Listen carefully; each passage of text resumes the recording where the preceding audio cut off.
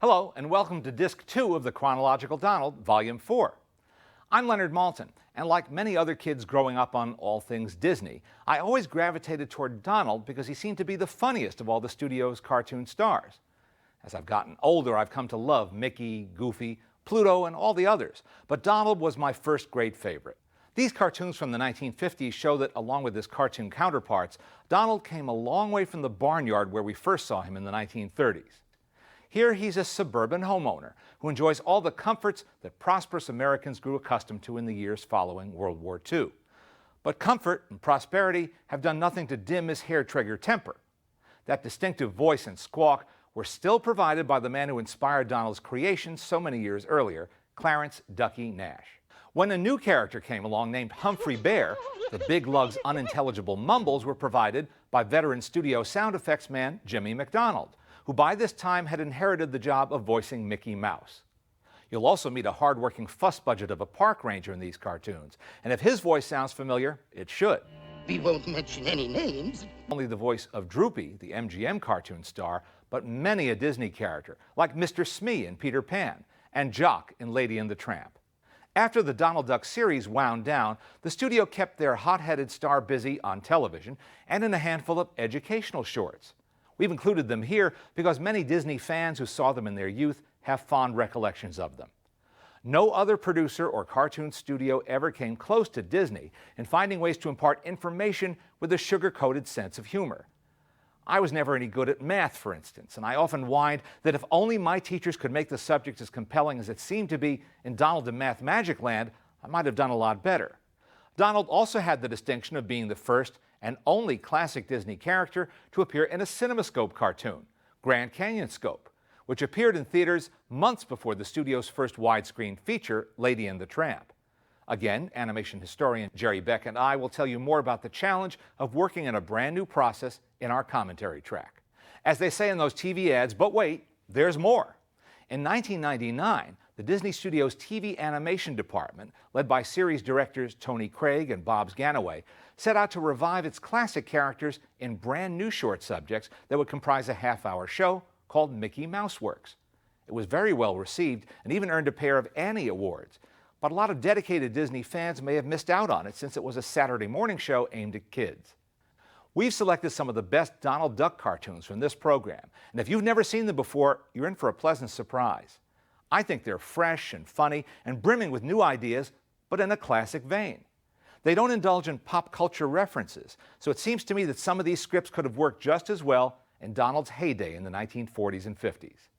All of which goes to prove that although we know Donald was created in 1934, in fact, he's ageless.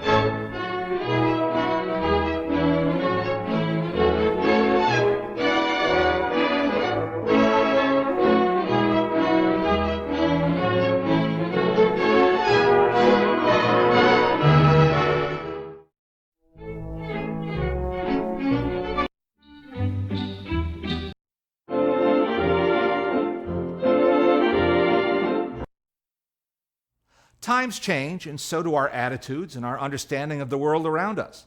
So to look back at cartoons made more than half a century ago and judge them by today's standards would be foolish. So if you see things that seem inappropriate or that make you uncomfortable, don't judge them. Try to understand that they were of their time and talk about them with your kids.